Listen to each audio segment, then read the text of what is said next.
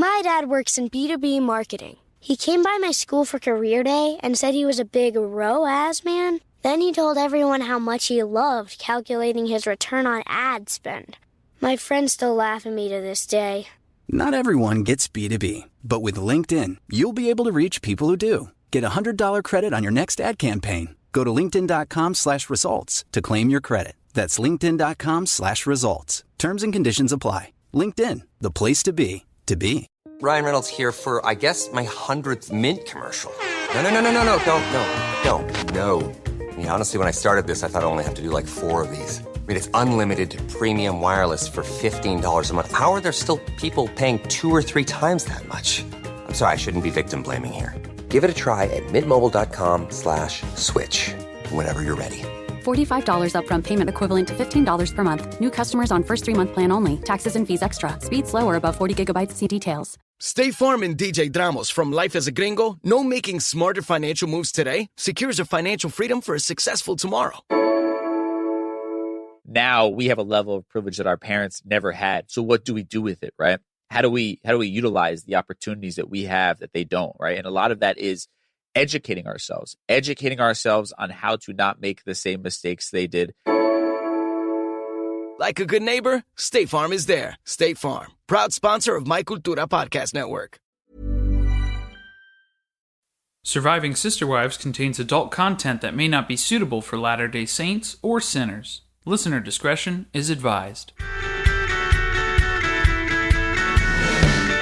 Hello and welcome to Surviving Sister Wives, the podcast where a monogamous couple drink heavily while recapping Sister Wives on TLC. I'm Corey. And I'm Carly, and this is episode 6, an awkward Valentine's Day. Super awkward. Probably the most awkward Valentine's Day I've ever experienced. I'm not saying a lot. Well, I'm glad it wasn't with me. Yeah. For TLC's episode description, we have Kody pushes the idea of building one big house, but the sister wives are divided. Then it's Valentine's Day, a very awkward holiday for a polygamist. Lastly, at Kody's birthday party, Mariah and her girlfriend show up with a major announcement. It's very structured, very chronological. I really appreciated that they used lastly in something that was 3 sentences long. Right, like they were just drudging their way through this entire sentence. Are you going to be able to get the ice out of there? No. Okay. I'll stop touching this. Do you want to hear my episode description? I would love to hear your episode description. The family debates knockin' on heaven's door. Robyn demands space for her own home forge. Kody gets a side gig as a delivery driver for 1-800-Flowers. Mariah forgets to tell Meri about her engagement. Whoops. This episode was super top heavy, in my opinion. Just taking notes. What do you mean by that? I mean, taking notes. The first 30 minutes felt like forever. That's because we debated a door for 30 minutes. But there was still so many notes that I had to take just around that one door, let me tell you. Yeah, before we get to that, I have a PSA for the entire internet. Oh, please share. This is a very important topic. It's an epidemic. Christine's name is Christine, not Christina. Right. Just want to clarify that before we proceed. Because the Kody misspelling, Kody with a C, I've seen that too. That's more of an honest one. But Christine and Christina, that's different names, right? Oh, completely different names. Right, I don't understand. I've never heard anybody put an A at the end of her name. But I just want to make sure that we got it straight. That was just a little vent session I had to have. Yeah, fair enough. Fair enough. It had its time and its place. I'm glad you didn't bring it up during Christmas or anything. Let's go ahead and jump right into the episode here, because block 1 is just some more deja vu. It's rehashing this biggie housey. We're here talking about this house. We're still here talking about this house. Once again, if you think about the timeline, this conversation started, we were listening to Kody talk about it before the wives even were introduced to the idea. So we're talking pre-Christmas. At this point, it's his birthday, so it's mid-January. And then we fast forward to Valentine's Day. It's mid-February. Still going. This is still all they have. Yeah. To create content for the show. And spoiler alert, next week's preview, they're still talking about it. So get ready. This we're just going to be scratching the surface apparently this week. There's so much more to talk about. So much more. There are so many options. Honestly, so Meri looked real pissed on the couch this week, and this is something that everybody's made an observation about. It's hard not to be. I'd be pissed on that couch, too. She looks pissed. She looks bored. She's looking at the ground. She's not engaged in the conversation. I'm feeling Meri because I'm so fucking tired of talking about this house that's what I would be doing, too. She's like bored out of her skull. Yeah, at this point in the game, we are way too deep into one house territory now. But that's where all their chips are. They're all in on Biggie Housey and full steam ahead. So speaking of, we start out with learning that all of the houses are finally on the market. A lot's happened in the Super Bowl break these past few weeks here. The past 2 weeks. Thank God they finally got around to that. Thank God. It only took 6 months. Janelle, update, is no longer the real estate agent. Just want to point out that I called that a while ago. Mm-hmm. And the new agent has also recommended that they reduce the prices on the houses because the market has changed significantly in the past 6 months, which is just perfect timing for them. Always. Yeah. So Kody's over waiting for the wives to ask him about the Biggie Housey again. They haven't brought it up, so he's bringing them all together to force them to talk about it. Not only that, yeah, he's getting ready here in the living room. He's firing up his laptop for some more Biggie Housey presentation because, goddammit, he paid for that subscription for Office 365, and he'll be goddamned if he isn't going to get his money worth out of it just in PowerPoint alone. So he kicks off the presentation recounting that Christmas discussion didn't go so well. Didn't go great. Yeah. Wasn't really widely accepted. This one isn't really getting off to too hot of a start either. He's having some technical difficulties, it seems like, connecting the PowerPoint to the TV that he's trying to display on, where he's getting all caught up on magnification settings on the TV. I don't know, that was all weird. You'd think he'd be a pro at this by now. Right. He's done this. He's given this presentation multiple times now. He should have this first step under his belt safely. I guess he'd feel more confident if he just had the easel and the foam boards again. Oh, he's definitely more comfortable with physical props. He's Absolutely. He's a foam core board guy. 100%, yeah. When he steps in front of a screen and he just starts saying, enhance, enhance, enhance, and it's not doing what he tells it to do, he gets confused. And then he gets nervous, he gets flustered, which I mean is fair enough. So Kody's then talking about he needs to get his wives on board with this idea because just imagine this one big house, this beautiful house. Can you imagine Christmas in this house? Can you imagine Robyn's creepy angels hanging everywhere in this house? So much room and such an easy environment that my kids come home all the time. Can you imagine my family actually wanting to be around me? There's not enough space in the world, Kody. There's not enough space in the world. So yeah, this is when, while the fumbling about, this is when Robyn decides to announce. Right before Kody's about to step on the gas and go full bore on this presentation yet again, Robyn just throws the wrench right in there. Yeah, she steals that spotlight. Ooh, taking that thunder. And announces that she has a contract after only a few weeks on the market. 2 weeks on the market? What a fucking overachiever.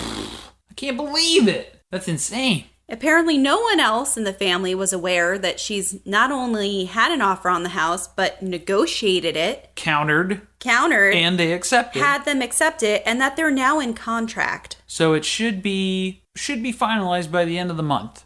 Excellent. But what happened to being one family? Remember that a few episodes ago? God. Who's giving the whiplash now? I got freaking whiplash. Flippin' whiplash.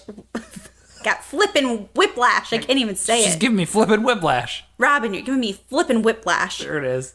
Of course she gets to be the hero of the family. Right? Selling the first house in the 2 weeks on the market. She's just got that dumb Robyn luck. Pan to Meri. Absolute grumpy cat expression on the couch. This is the first shitty face that we see of her for the episode. So unamused. Yeah, we got to get a counter going for that. So unamused. Not having any of this. Not having it. Christine hides her disdain for Robyn like a champ, though. She does.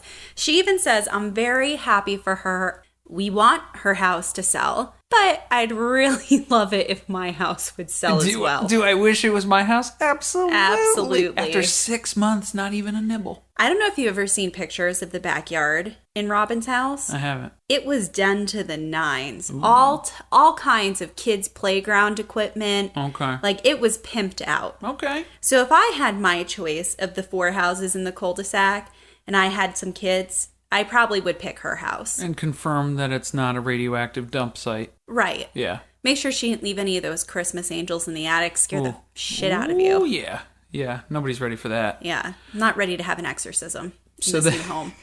So then Robyn starts to realize, well, it just makes selling the house is great. It just makes this whole decision seem very final because now there's no going back to the cul-de-sac. That's it. There's no going back to Vegas. No parachute. No, There's nothing. No going back to this place that they loved. They're now officially stuck in Flagstaff. And I do like Kody's analysis of how Robyn's house was able to sell so quickly. The right family saw the right matchup and wanted that house. So basically they lucked out and found a buyer that was even more impulsive than they are. And then they just dumped that thing on them. So worked out great. Kody has to explain the floor plan again, as if that is what's holding everyone back. Meri has a very common wife complaint. It's not big enough. Oh, terrible. No? Oh, the living room. No, the living room's not big enough is what I mean. That was her first reaction, though, that she was willing to divulge in front of the cameras. And Christine's very complimentary. She tells him how beautiful the house is. She's pointing out things that she likes aesthetically before she goes ahead and bashes it. Oh, yeah. Cue the Christine hair flip and shrug. I'm loving her this season. Yeah, this is great. This is prime Christine time, and it's everything I wanted it to be. She's my girl. I'm rooting for her. So, move from Christine and her sassiness to Robyn and her sob story. Saul takes after Robyn. He thinks that Kody is going to move into his own house. Honestly, we all kind of thought that from the talks that from Christmas Eve. So they finally call him out on referring to the house as his. Mm-hmm. Thank God we finally got to that, because that was really annoying everybody who was watching these episodes. Yes, it was Christine and Robyn more so doing the pointing out of constantly referring to it as my house. That's my the house, off-putting. my living room, my kitchen, It's my weird. this, my that. It's weird. It is. You're Very not- possessive of this house. You're not 2 years old. No. It's not cute. No. It's not cute. So then he tries to explain it away by saying he wants them to feel welcome to live in his house, which didn't make it any better. And then Christine snaps back with, I don't know if I want to live in your house. Yeah, Christine finds that first chink in the armor, talking about the design stuff, because he was like, oh, you can change the design stuff as needed. Christine's like, let's figure out if we're actually going to Live in this house before we talk Step about design. 1.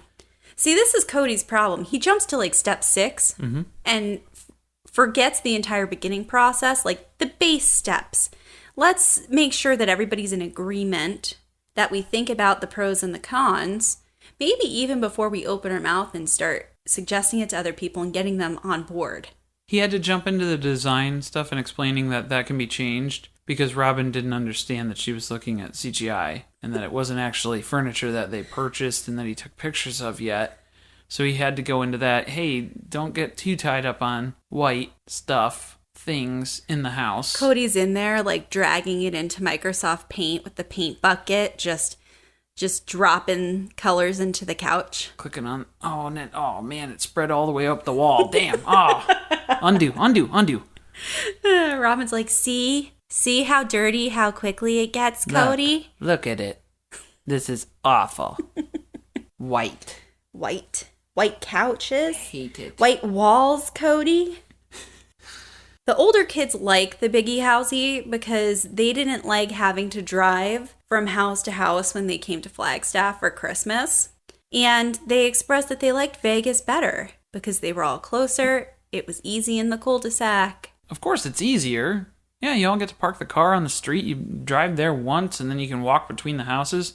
That's great. Flagstaff, 15 to 30-minute drive. I guess I don't really understand what they were complaining about because everybody gathered at different houses together throughout the day. Yeah. It wasn't like they all spread out and they didn't spend Christmas or Christmas Eve together. They did. It was Christine's, then Meri's, then Robyn's. Yeah. Because Janelle's house is too small. Yes. Yeah. This is where the presentation is taking place right now, too. I believe it's Janelle's. Oh, is it? I didn't even pick up on that. I think so. They were in such a small room. It's a very small room. The front door's right there. You're in the living room as soon as you come in. Huh. Yeah, Janelle had to sit on like the fireplace ledge. Yes. Not enough seats for the 5 of them. Not enough seats for the rest of the family for Christmas. Forget it. Yeah, forget that. I had a note for how fucking perceptive Kody is. This is the first time he's realizing that Christine is not into this big house idea. I love that this presentation took place on Christmas Eve. We're now sometime in January, and he hasn't picked up on the fact that literally nobody has asked about the house again since then. Nope. No looking at plans. No editing. It's not architectures, schematics, and blueprints. It was not well received, Kody. But he's still bringing it home.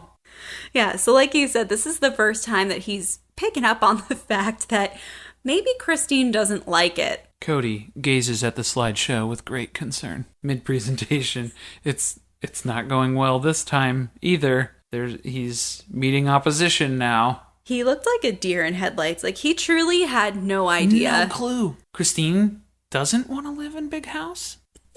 No big house? No biggie housey? Smaller house? What? That doesn't sound like her. So things aren't going well, and now he has to break the news to them that the county won't allow multifamily dwellings to be built out on that property.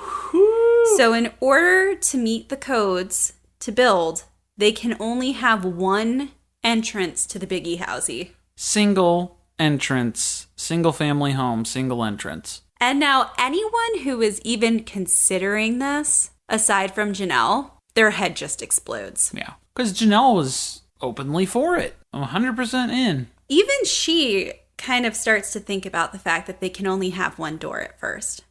Spoiler alert, we're going to spend a lot of time talking about this door. Also, things I want to point out. You should probably understand what you're able to build on a piece of property before you spend $800,000 to buy it. Not much you can do about it. We learned that apparently the one-door situation hasn't gone over well for other Plig families that they know. Christine, Robyn, and Meri are all not fans of the one door. Janelle really doesn't care. She wants to know why they would even be watching. Like, why are you concerned that there's one door? Are you going to stand at the door all night? Like, why is that a big deal? Ain't nobody got time for that. And she does point out it's really not that different from the cul-de-sac. Like, if you wanted to stand and look out your windows or your front door and stare at the rest of the doors of the cul-de-sac, you could have done that too. She never had an interest to do that. That's why she never did that. But you could have, technically. So now Kody unrolls the blueprints as if that's somehow going to help us accept the one door. And we see that Janelle and Meri's staircases have mysteriously materialized that were missing when we reviewed the original blueprints on the television. Meri did suggest that everyone should get elevators. She did. That was one of my favorite parts. So, Meri is just living that life, that elevator life now in her rental, and she can't give it up. So not only does she want one elevator, she's saying we should just throw 4 elevators in this bitch. We can just go right down to the garage, come out through there. Load it up. Which, I guess that's a solution.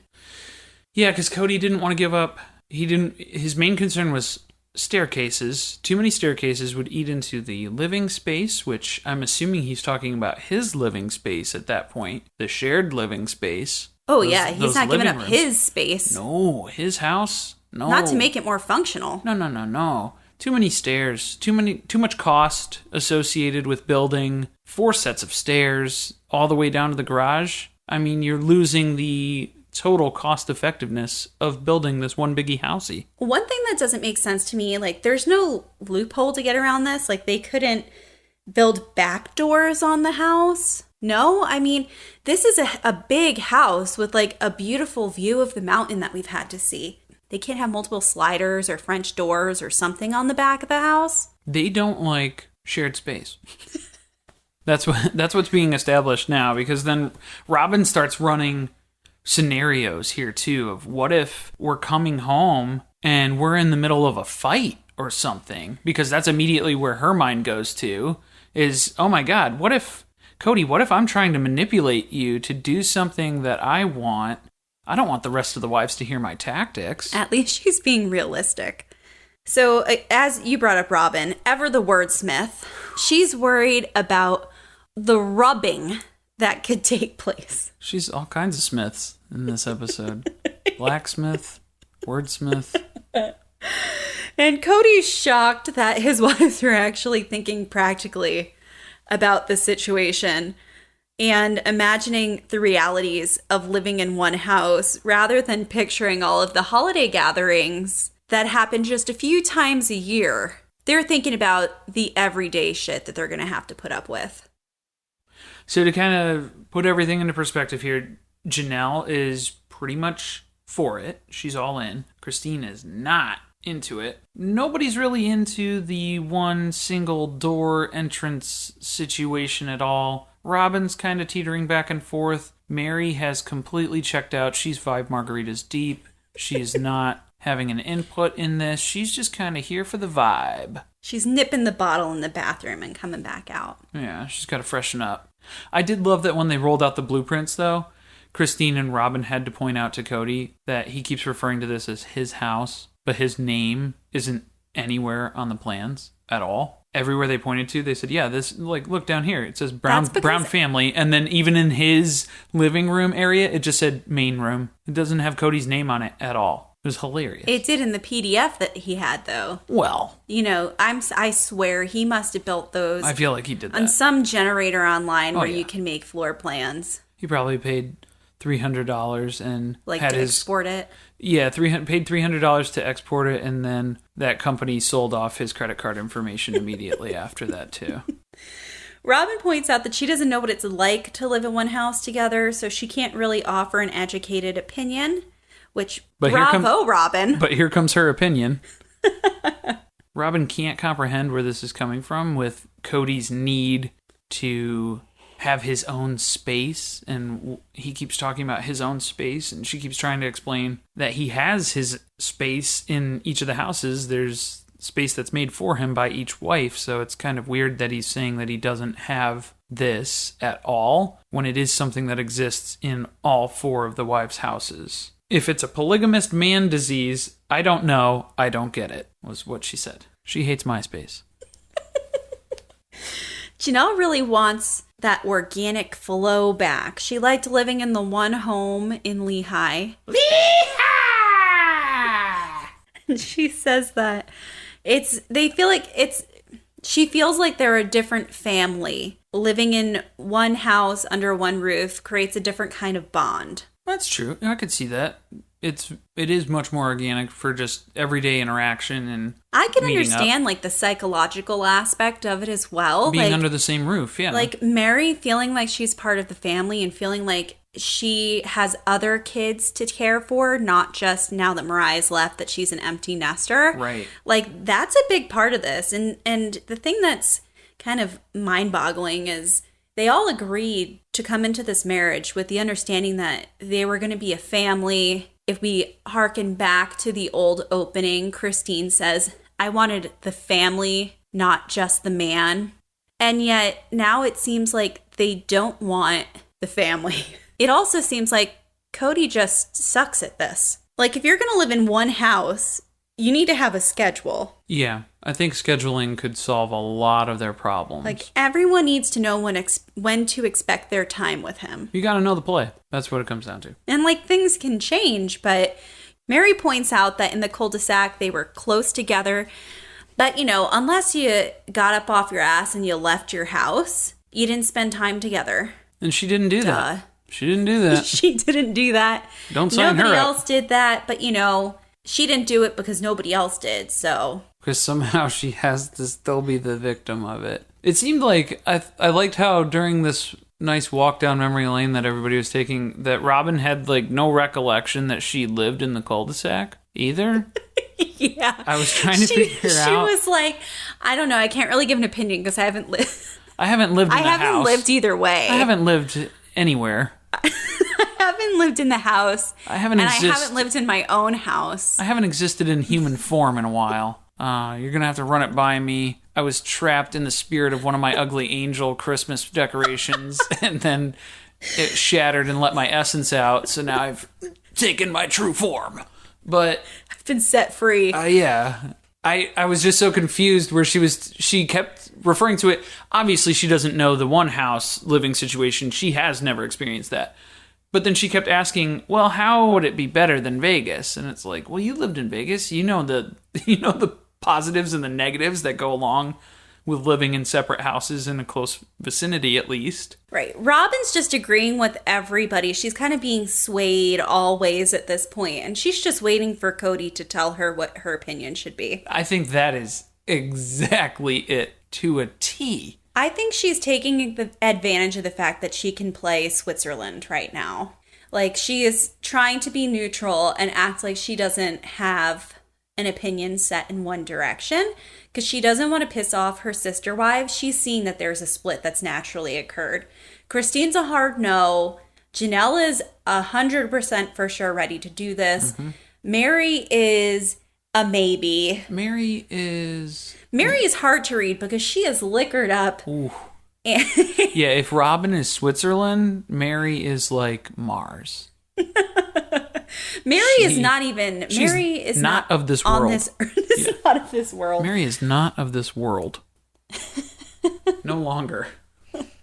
But again, kind of weighing the pros and cons and going through these different living scenarios, it was brought to their attention that there's even a rift that's coming, not only the split between the wives' opinions, but also amongst the kids. The younger kids here now in Flagstaff don't want to be here. They want Vegas. And they for sure don't want the Biggie Housey.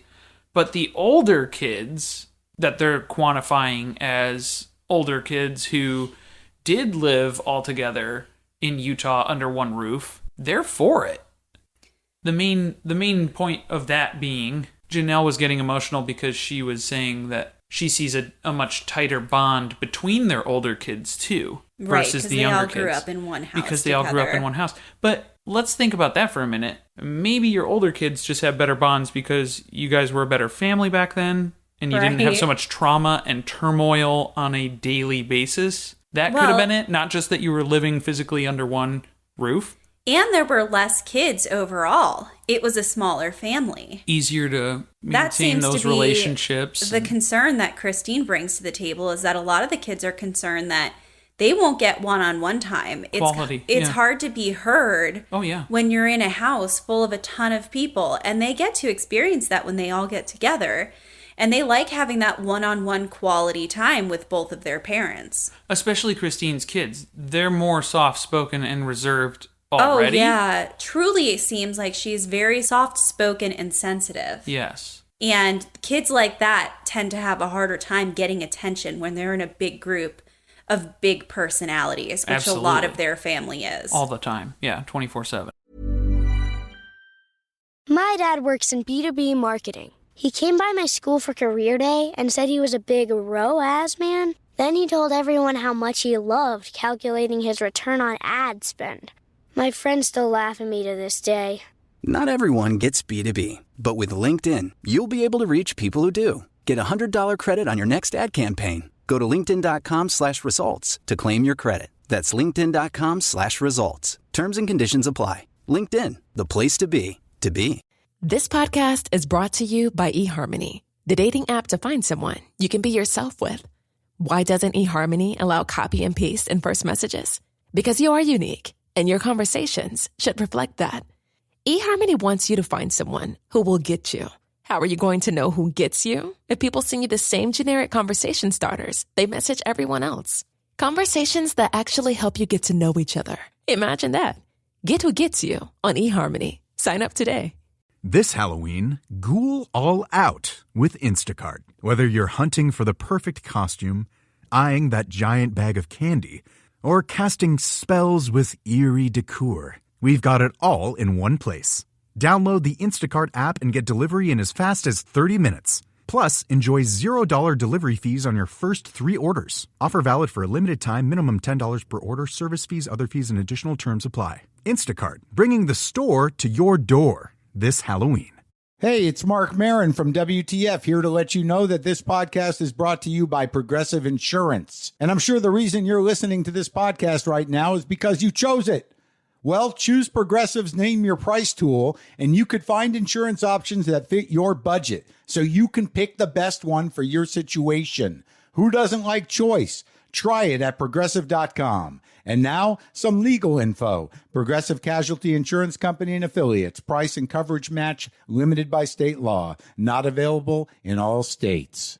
Hey there, it's Farnoosh Tarabi, host of the So Money podcast. Imagine having a super smart and reliable virtual friend to help you guide your finances. Well, besides me. Enter Claude by Anthropic. With the power of AI, Claude can help streamline your financial tasks. From analyzing data and charts to generating code for investment models or budget trackers, Claude's advanced reasoning helps you tackle the toughest financial challenges. Take control of your financial future with the right tools. Visit Claude.ai today and start saving time and money. Now again, Kody is completely overcome with emotion and shock that he's getting all kinds of feedback now, the feedback that he asked for, but it's not going in his favor. So he just laments that all he wanted was for them to just say wow.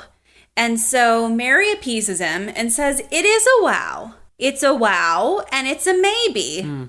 It's also the last thing that Meri needs right now in her life. We all know that her relationship with Kody is rocky, to say the least. And as she stated a few episodes ago, it's not proceeding as quickly or effectively as she had hoped for. And one of the main things that she always struggles with is seeing Kody be affectionate with the other wives. So put them all under one roof with one door, you're going to have nothing but problems. I think if there was not the one door problem, Meri was on board. Yeah, absolutely. She definitely was before the one door came up. As soon as she saw that and she thought about having to watch him come and go, and she points out the fact earlier on that if he was worried about being monitored, here you go. You shot yourself in the foot. You just did it. You done did it. We're all going to watch you come and go. Now, Kody goes into a tailspin. Ooh, yeah. He's word vomiting thoughts all over the place. He's starting to think about things that he should have considered long before he ever paid someone to make blueprints.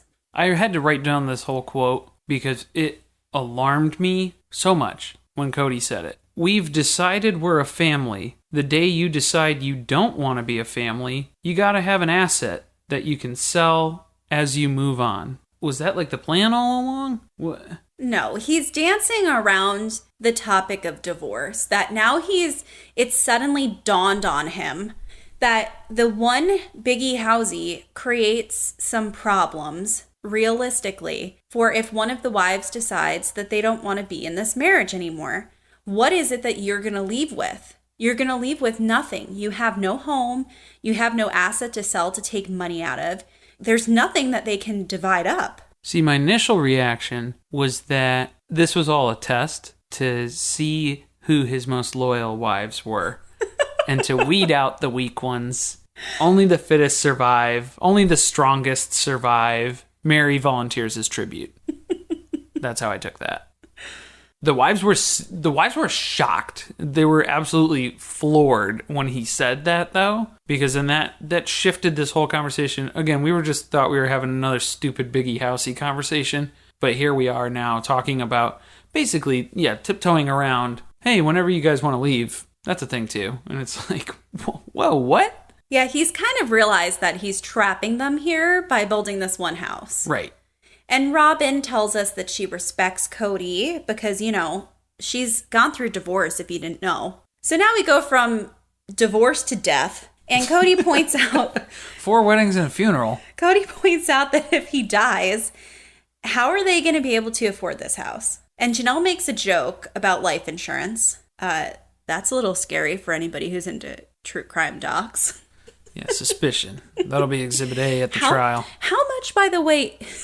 Mary's over there like, by the way, how much is that life insurance policy? How many bottles of airline tequila can I buy with this? It turns out it's not enough to pay for this house, according to Kody. Nothing. Which is concerning when you have 4 families. No amount of income can pay for this lot.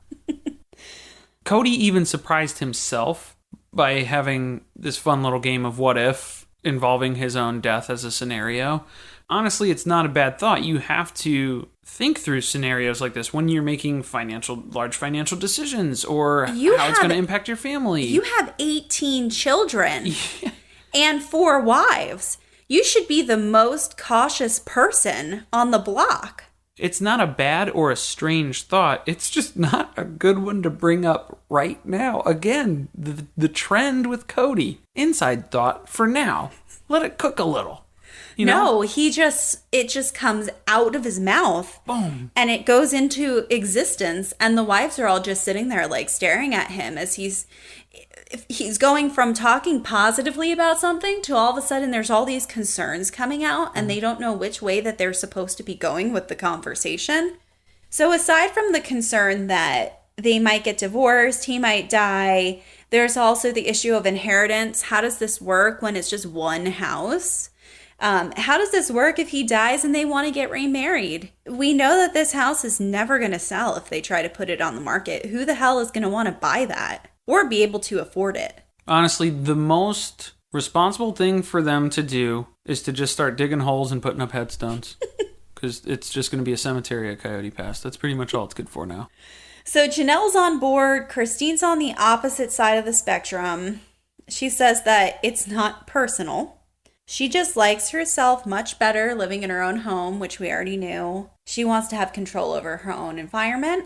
How many times did Christine say, it's nothing personal to my sister wives? I personally just preferred myself when I had my own house, when I felt like a confident mother. I felt like a confident, She clarifies it. Made it so crystal clear. Verbalizing it to the Says group. it in the least offensive way she can possibly think of. Of course, Meri feels rejected by what Christine had to say. Completely ignores Christine's explanation and reasons. She has to jump to conclusions and don't ask for clarity. Just assume, yes, what I'm feeling, that is wrong, and the opposite of what I was just told, yes, that is true. Continue feeling like that. Janelle is getting more and more frustrated as Christine becomes more forceful with her opinion on the Biggie Housey. Yeah, because Janelle keeps mentioning it's an impasse. We can't, there's no progress that's going to be made in any way, shape, or form because everybody's so rooted. Hey there. Looking to level up your shopping experience? Let me introduce you to Amazon Live. If you haven't heard, it's a shoppable video experience where influencers and creators showcase the latest must-haves all while you shop in real time. And for those who love some celeb gossip, reality stars like Kyle Richards, Lala Kent, and friend of the pod, Paige DeSorbo. On her new show, In Bed with Paige DeSorbo, Paige invites top-tier guests to cozy up in her fluffy bed where they spill secrets, share nighttime routines, and even whip up midnight snacks. Stream and shop new episodes of her series In Bed with Paige DeSorbo every Tuesday at 7 p.m. ET by going to amazon.com/live/Paige_DeSorbo. Or you can watch Amazon Live's new live TV channel on Freevee or Prime Video under the DIY section and shop along on your phone. Millions of people have lost weight with personalized plans from Noom. Like Evan, who can't stand salads and still lost 50 pounds. Salads generally for most people are the easy button, right? For me, that wasn't an option. I never really was a salad guy. That's just not who I am. But Noom worked for me. Get your personalized plan today at Noom.com. Real Noom user compensated to provide their story. In 4 weeks, the typical Noom user can expect to lose 1 to 2 pounds per week. Individual results may vary. No one knows better than HR that happy colleagues make happy businesses. With the world's largest online mental health provider, you get access to over 35,000 therapists, a match in as little as 24 hours, and that's not all. We onboard your people in days, not months, with no upfront fees and pay-as-you-go pricing. Now that's better. BetterHelp Business. Now get back to business with that podcast of yours. This episode is brought to you by Progressive Insurance. Do you ever think about switching insurance companies to see if you could save some cash? Progressive makes it easy to see if you could save when you bundle your home and auto policies. Try it at Progressive.com. Progressive Casualty Insurance Company and Affiliates. Potential savings will vary, not available in all states. Hey there, it's Farnoosh Torabi, host of the So Money podcast. Imagine having a super smart and reliable virtual friend to help you guide your finances. Well, besides me. Enter Claude by Anthropic. With the power of AI, Claude can help streamline your financial tasks. From analyzing data and charts to generating code for investment models or budget trackers, Claude's advanced reasoning helps you tackle the toughest financial challenges. Take control of your financial future with the right tools. Visit Claude.ai today and start saving time and money. Kody asks Robyn what she thinks. She's the only wife whom he bothered inquiring for an opinion from. She still doesn't feel like she has a solid opinion. And she's kind of being swayed back and forth by the comments. It all sounds so good. So she just wants to pray on it. You know, let me pray on it. And Kody was like, oh shit, we still pray? Oh yeah, we are still religious. That's a good idea. Let's pray on it. Oh man, we are religious. Yeah, let's, sure, yeah, I guess. Yeah, let's go ahead and pray on it. As long as it gets you guys to say yes. Go ahead and pray on it. So Kody is just tabling the idea for now. He's not scrapping it. He asks if, the best part, he asks if anybody wants to look at the plans. And Christine, without missing a beat, is like, nah, I'm good. Nah, bruh. Nah, bruh, I don't need to look at them. Nobody in a month and a half wanted to look at them, Kody. Nobody wants to look at them today. We didn't want to look at them today, but you're presenting them again today. Nobody wants to look at these. Please put them away. Everyone's like, when I close my eyelids at night, I see the blueprint in my mind. I don't need to look at it anymore. I'm generally concerned for Christine's well-being for the next couple weeks because we know that this is going to keep coming up, and she is way over it, way beyond over it. I can understand her frustration because it's like, how many more times do I have to just straight up say no before you get it through your head that this is a no and I'm not going to change my opinion? What's the point of living in paradise if I can't have what I need there? Ouch. And she gets really emotional. It's actually pretty sad to watch, to think that she must have been in such a bad place just mentally and emotionally that she's just thinking about what it could be like to have to go back there. And she's just straight up refusing. And she's not being heard. And then there's Robyn. This is how we know that Kody is spending the majority of his time at Robyn's house. Because they've been watching a lot of Forged in Fire. That must be it. So Robyn goes ahead and explains to us how forging metal works. It's like metal. You put heat and pressure on metal. It either does one of two things. It either goes together, and now you got a picture. She's using her hands to show us. It either goes together and it combines and it gets stronger, or it breaks apart and you just don't know which one you're choosing. Yeah, maybe Doug Marcaida can show up and go over some of the plans with Kody if he wants to show the presentation to somebody else too for an extra set of eyes from Forged in Fire. These plans will kill.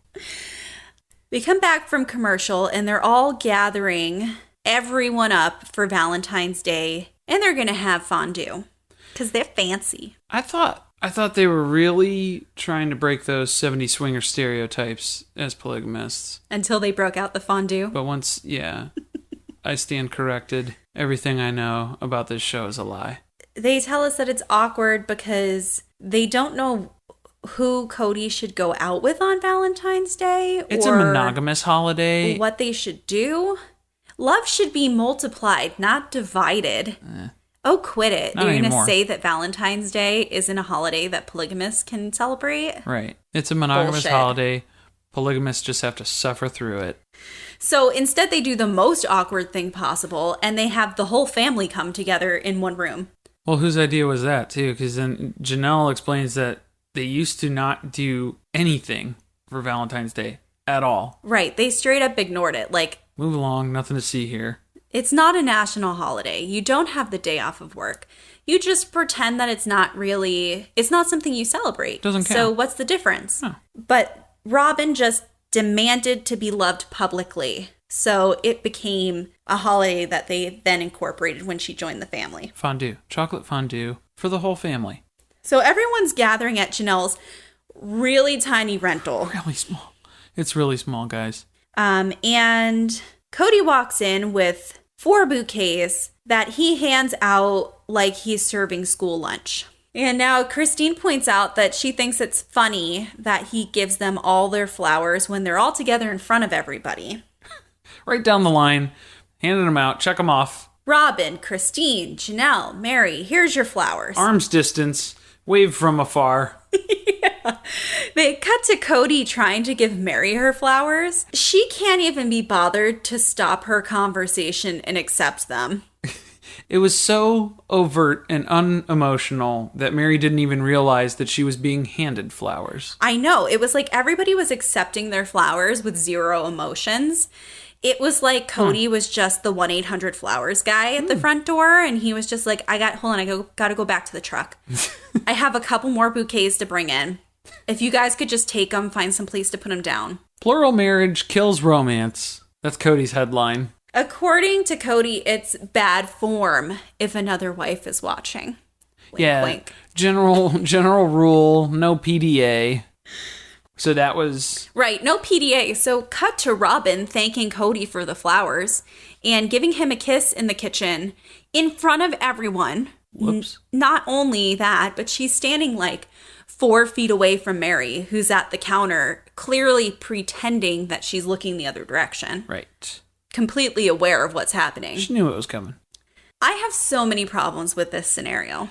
I don't feel like there's any purpose to giving flowers if you're going to hand them out like it's Halloween candy. Like, I understand that a lot of people feel like Valentine's Day is a bullshit holiday, but I would think that if you're in a polygamist family, that a holiday where you celebrate your relationship and you show appreciation for your spouse, that would be even more important, since you sacrifice it on a daily basis to please others.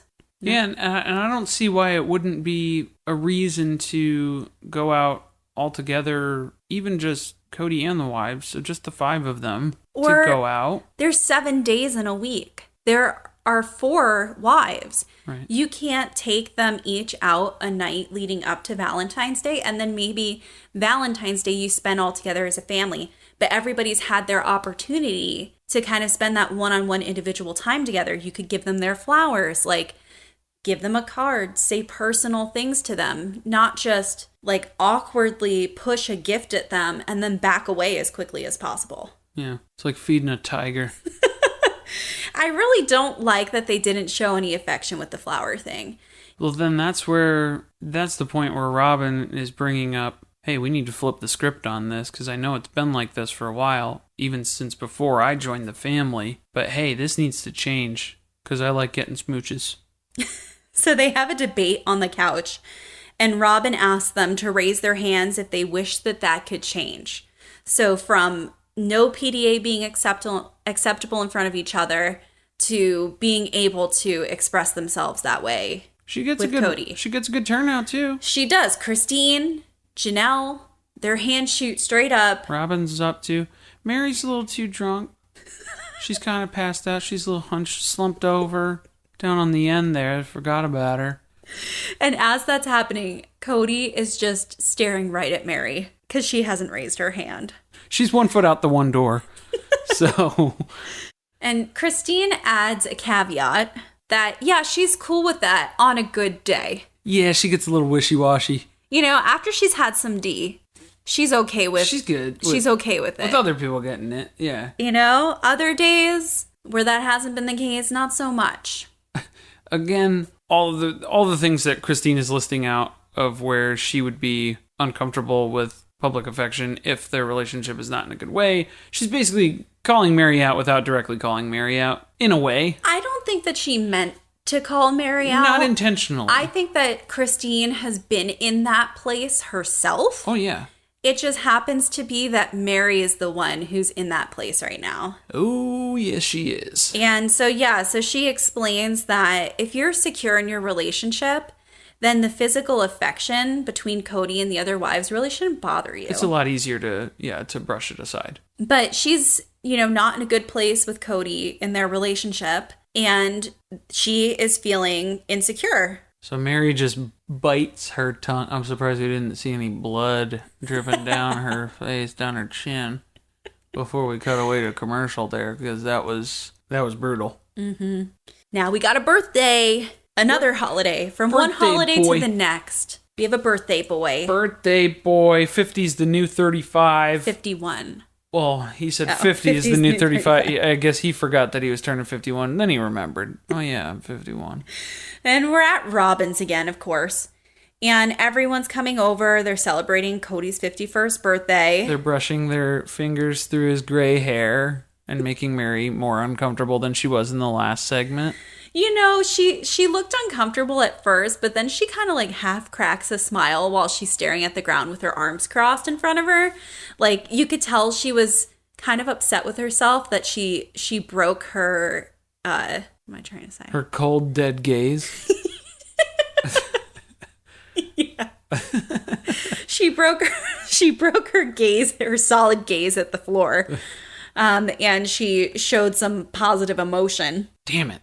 I'm so weak. I don't know how the producers let her go through that entire... The whole episode. The whole shoot of them on the couch. And they weren't like, look, Meri, like, you're getting paid to do this. So can you at least pretend? Step it up. So that's when we shift gears from, I guess it's chocolate fondue for Valentine's Day. And then Kody's birthday is cheese fondue. Ew, really? I didn't see that. Oh, yeah. I had no idea that the Browns were so fondue oriented. Did you know this? What kind of cheese do you think they put in their fondue pot? American. I was gonna say like cheddar. Gross. American. Disgusting. Like, they're not buying any like good quality fancy cheese. No, they're using Kraft singles.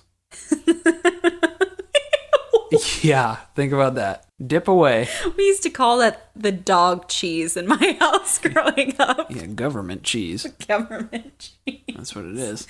They got Truly, and she's just unwrapping all of those plastic squares of cheese and dropping them in the fondue pot. And then it doesn't really melt to liquid form. It just kind of bubbles and burns and dies in the pot. It's just burnt all over the bottom of the pot till next year. And squares.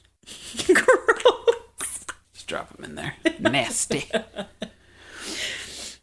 yeah, apparently that's a thing. Chocolate fondue for Valentine's Day. Cheese fondue for Kody's birthday. Because we dug the fucking fondue pot out, so we're using it twice in 1 month. So you say, just keep it on the counter for a month. Yeah, you better believe it. So this is when Christine gets to reveal the lovely "Home is Where the Wives Are" shirts. Yeah, she's so excited to give her troll gift. Super pumped. She's been working on this for so long. I didn't know that she made shirts. We saw her make the pillows. Yeah, I thought it was pillowcases and... The shirts were kind of cute. Yeah, the shirts were great. And then I thought, wait a minute. Is this just secretly a bid for us to all go buy these shirts? Like, is this... Are they selling these? Is merchandising Sister Wives' last-ditch effort to make money on TLC? That's what's new on my Sister Wives closet. They're done with jewelry. They're on to t-shirts. They finally updated the website. They should just let Christine come up with catchy things to put on a t-shirt. Oh, yeah. So Christine mentions that they all need to go put on their shirts. It's a surprise gift as part of Kody's gift for his birthday. Meri makes a semi-inappropriate unwrapping joke. So I think Meri's in a good mood because in case y'all didn't know... Yeah, Meri's slipping a bottle in. She had her flask. Well, Meri had a reason to be celebrating because for anyone who doesn't know, we do not just have Kody's birthday, but Meri's birthday is the day before. Go figure. Back-to-back birthdays. We did not celebrate Meri's birthday. I guess they ran out of things to make fondue with. Yeah, I guess that's kind of shitty that, like, they made a big deal out of it being Kody's birthday, but then they didn't even say anything about Meri's birthday. Not a word. No. No. As a person who shares a birthday with another family member the day before my birthday, we always get a shared cake. Yeah. Where was the Meri Kody cake? No. Maybe that's why Meri was so shitty. I'd be shitty. Oh, shitty on the couch? Yeah. I'd be shitty too because Kody gets presented with all of his gifts one by one like he's a king. So first he gets the t-shirts and the pillowcases and the pillows, whatever. Then he gets a bike.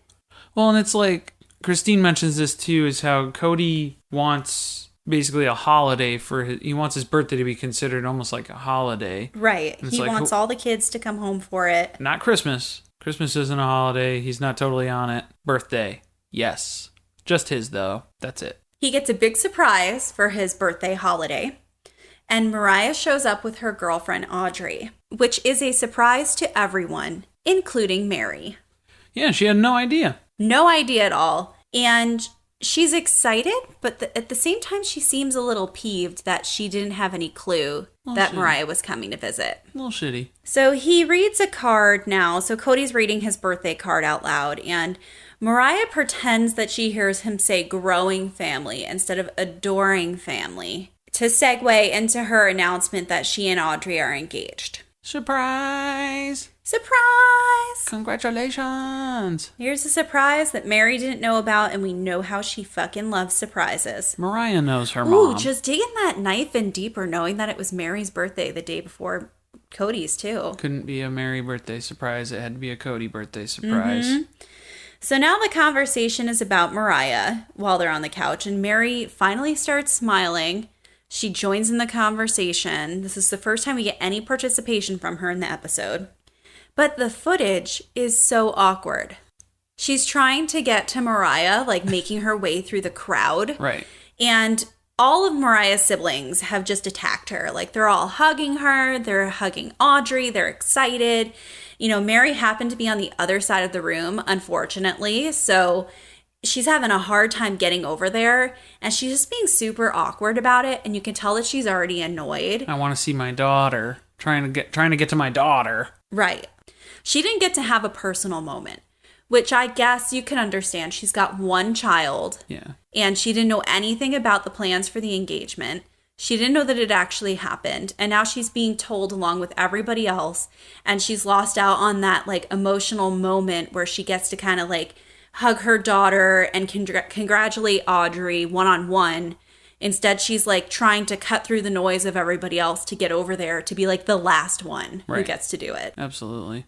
I think my favorite reaction, though, out of everyone was when Ariella was coming up to take a look at the ring. But they're asking her, yeah, hey, do you know what that means? And she just looks at, and she knows it's a ring. So she's like, yeah, it's a ring. And this queen knows exactly what it means. Oh, I know what that means. Kisses that ring. Oh, yeah. Because she's seen The Godfather.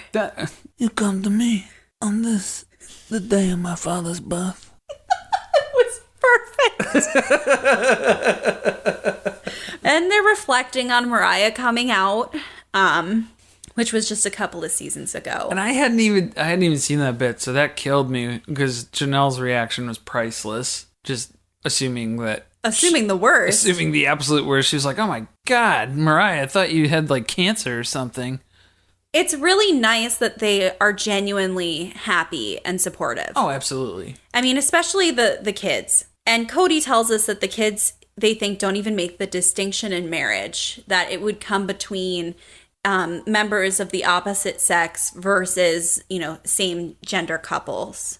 But, when you have 4 wives, really, how can you shit on same-sex marriage? Yeah, tiptoeing around it. You're pretty close. Pretty close.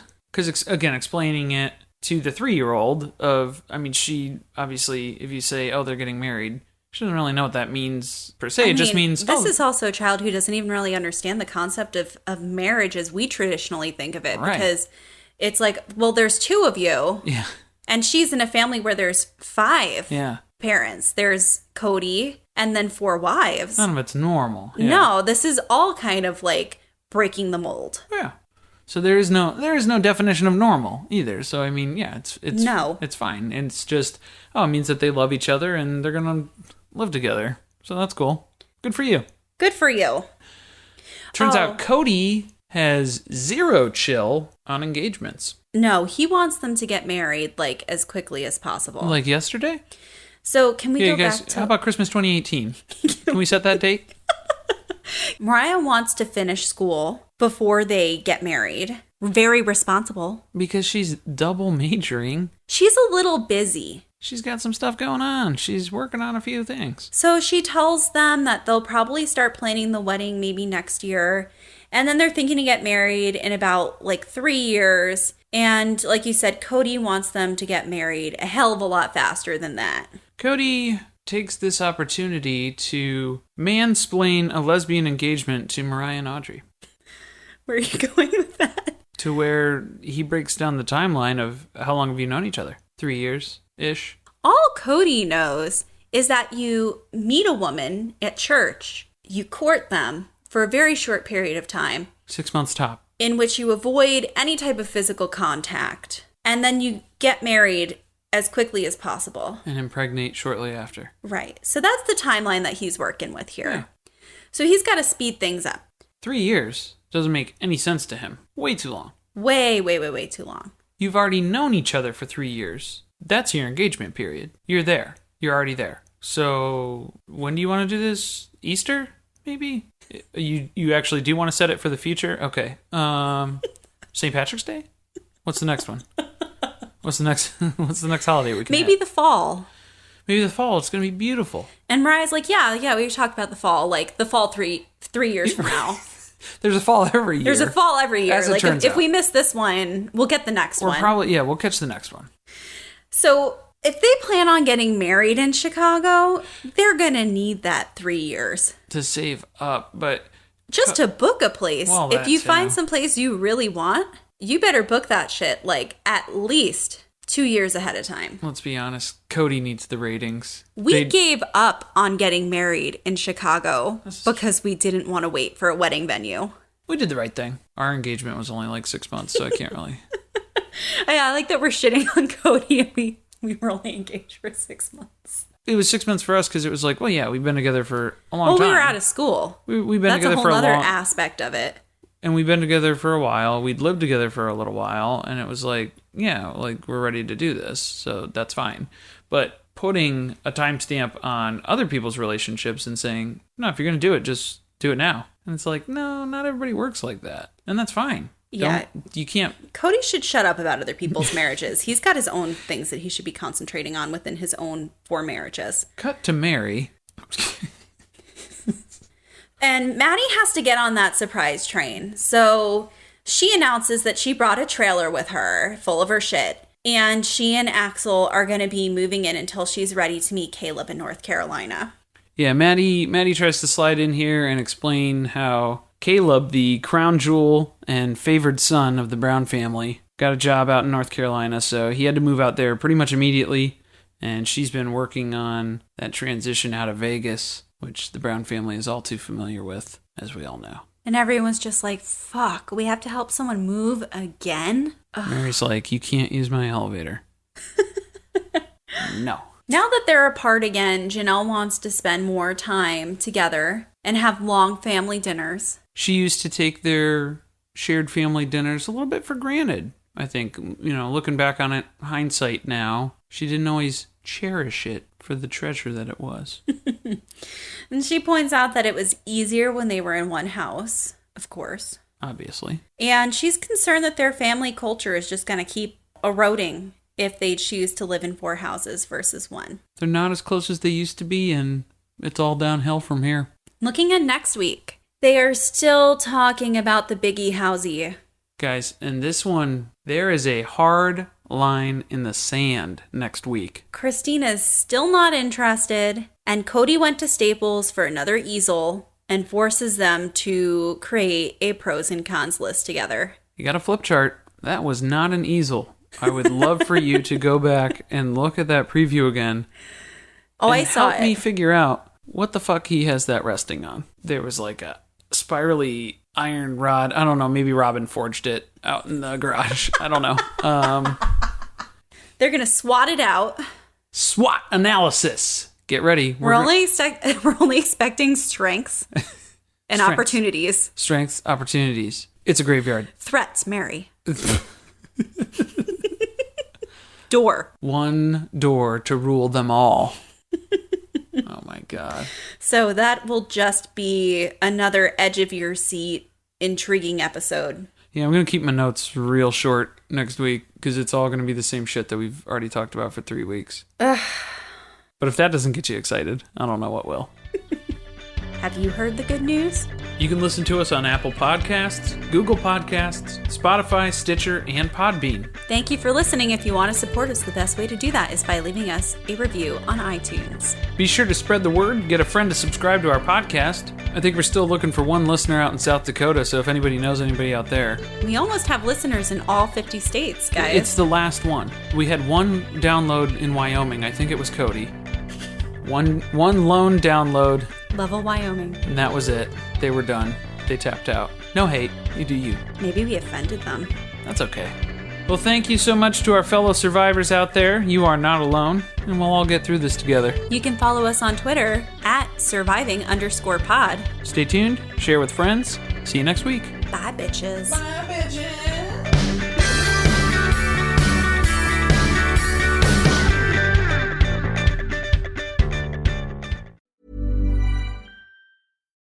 No one knows better than HR that happy colleagues make happy businesses. With the world's largest online mental health provider, you get access to over 35,000 therapists, a match in as little as 24 hours, and that's not all. We onboard your people in days, not months, with no upfront fees and pay-as-you-go pricing. Now that's better. BetterHelp Business. Now get back to business with that podcast of yours.